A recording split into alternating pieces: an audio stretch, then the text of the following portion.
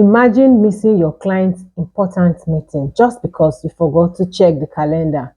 This can be very costly for your client, even for your job. But with the right system in place, you can stay 3 steps ahead every time. Let me show you how I do it. Welcome back to my channel. My name is Dokwe and I'm a virtual assistant. I help busy clients stay organized and become productive. Today, I want to share with you how you can manage your client's calendar.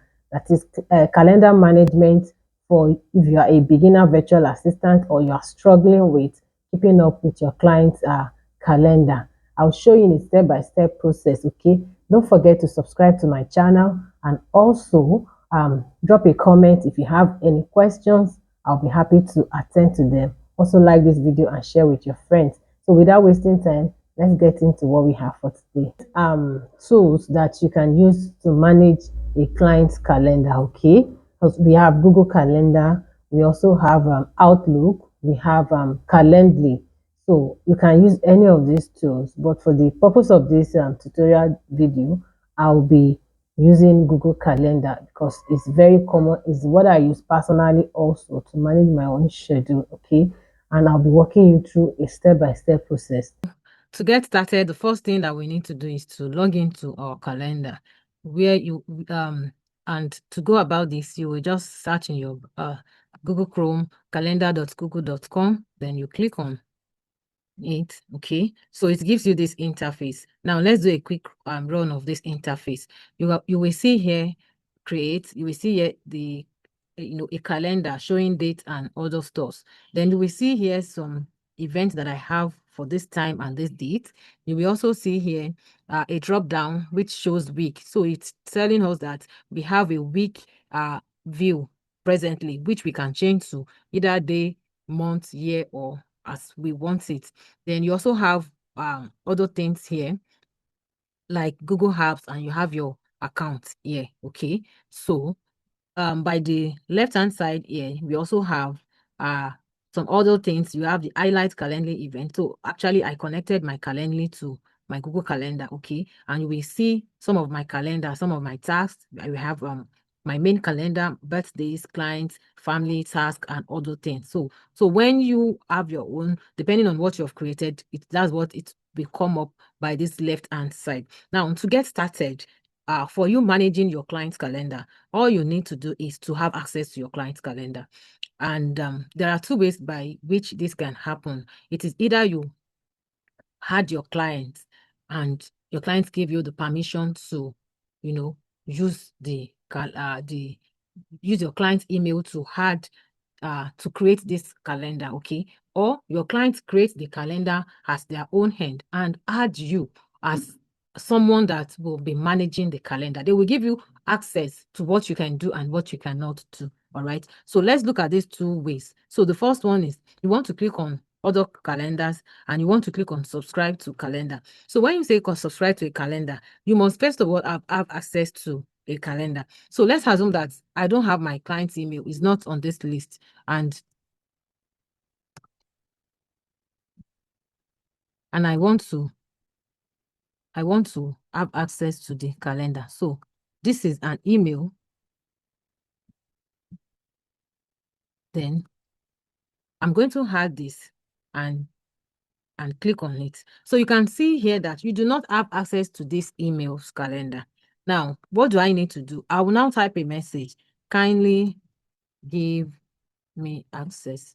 Then I will send and request access. So when you add your client's email address like this, your client, because you don't have access to their email, it will give you a prompt that you do not have access to this email. Then the next thing you need to do is to do what? To request access. When you request access, your client will get a notification that someone is trying to access your calendar, and they will either approve your access or reject it. But since they are already aware that you are adding their calendar, they will go ahead to accept your they'll go ahead to accept your request. Okay, so that is one way. Now I'm not going to send this request because I'm not going to send this request to this email. All right, so that is one way. So request this access and it will send. All right, it will send. So I've already requested the asset. You can see request sent. So I'm just going to wait until the request is accepted and is approved. All right. So the second way by which you can have access to your client's calendar is when your client adds you to the calendar. So now what your client is going to do on their part is to create a calendar and add you to manage that calendar. You understand? So you know, if maybe they don't know how to go about it, so this video is going to help you to show them step by step on what they have to do. So what they need to do is to go to create calendar, just like we did earlier on, to go to calendar and name the calendar. So just give them a name, okay? Maybe their company's name or something. So client's calendar. All right. So give a description. It is not compulsory anyway. Then you come here and set the time zone. So this time zone is going to be your client's time zone. If you guys are working on the same time zone, fine. You leave it as your default time zone. But if you're working on a separate time zone with your client, you need to choose their time zone and add it. So let's assume that I am working with a client,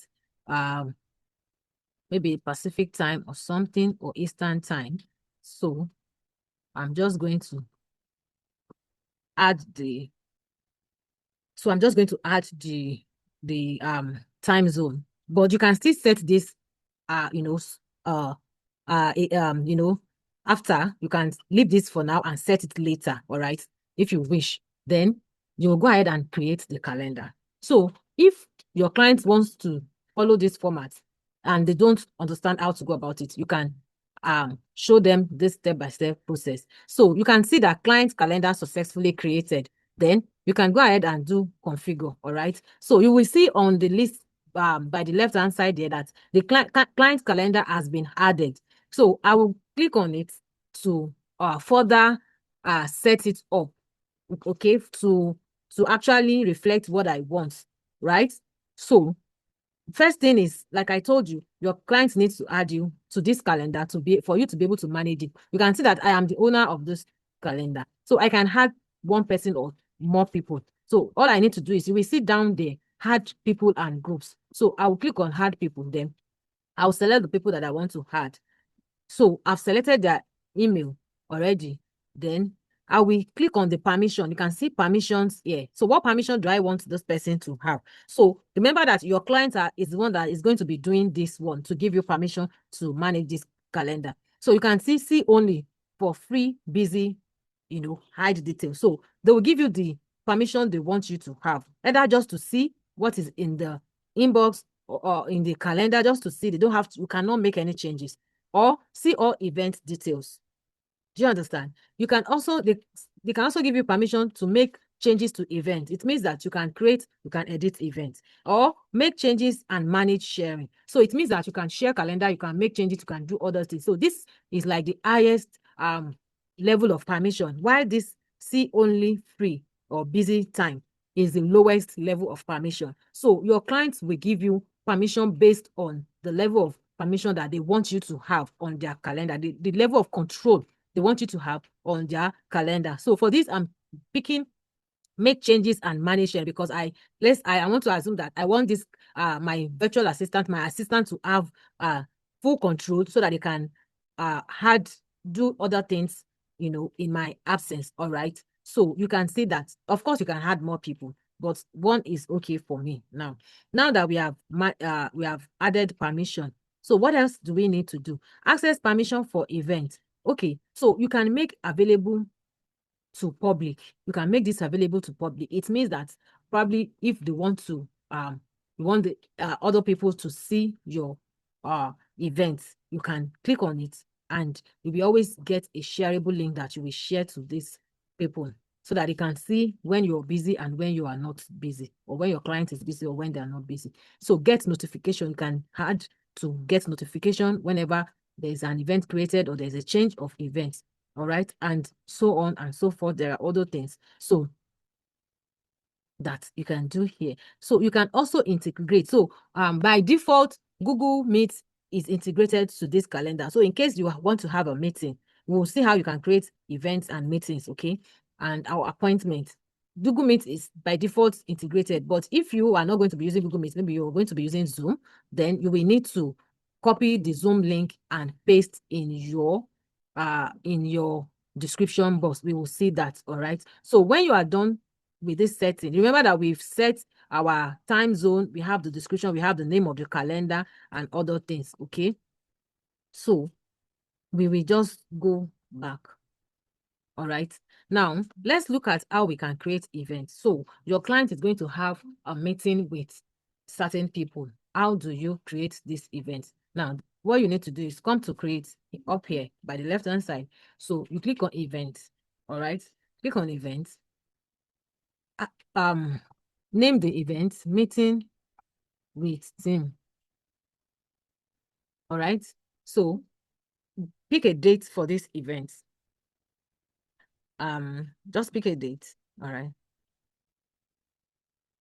And you are going to pick the time zone, right? Because you already have your own personal time zone and you have your client's time zone. So you're going to pick the time zone for this meeting, okay? So you're going to pick the time zone for this meeting and you click OK.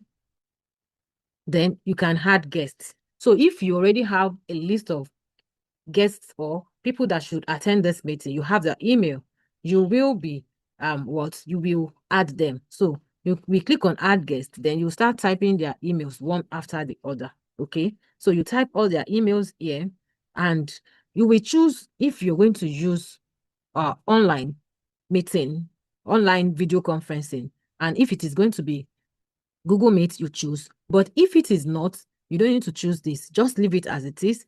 You can add location. If it is a physical meeting, then you will click on add location. All right.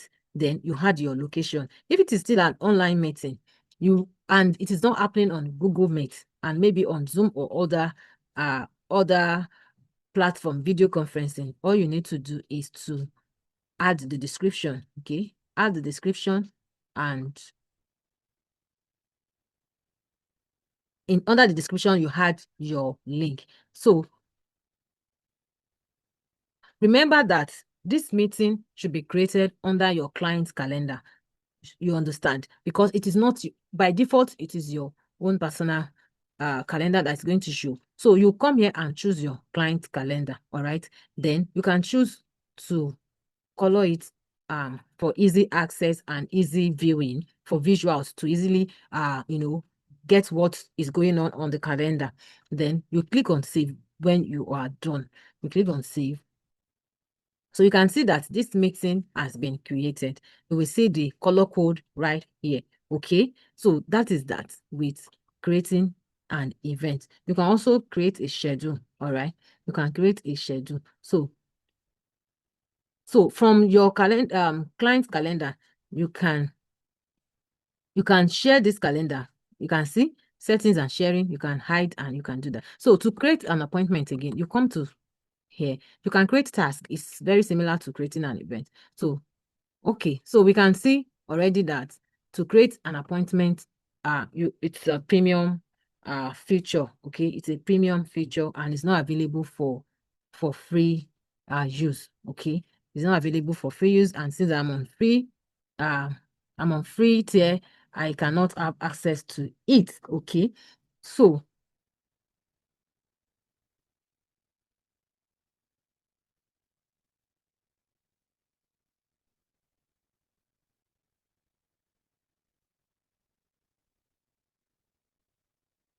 okay, so for you to have the display of just your client's calendar, maybe for easy access and for you to be able to know what is really happening there, you can see what I just need to do is to click on display only, display this only. You can also hide it from list and you can do some setting and share this calendar with someone. Okay, so here, if you want to make it uh, public, you would click on make available to public. So making your calendar public will make event visible to the world, including via Google site. So, we don't want to make this public because it's a private thing to us. All right.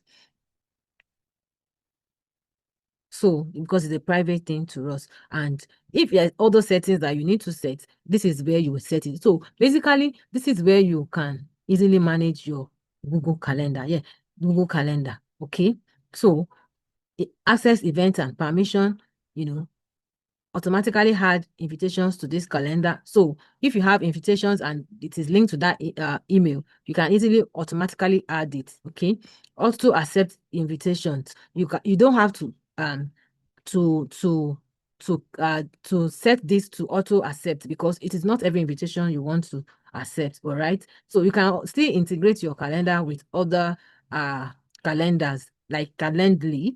You can integrate it with Calendly. So all you need to do is to just there are some configuration that needs to be done here, some codes that needs to be um added. And to remove the calendar, all you need to do is to unsubscribe. Probably you are done working with the client and you want to unsubscribe from that calendar. So that is it basically with working with client calendar. I hope this video has you've learned something from this video today.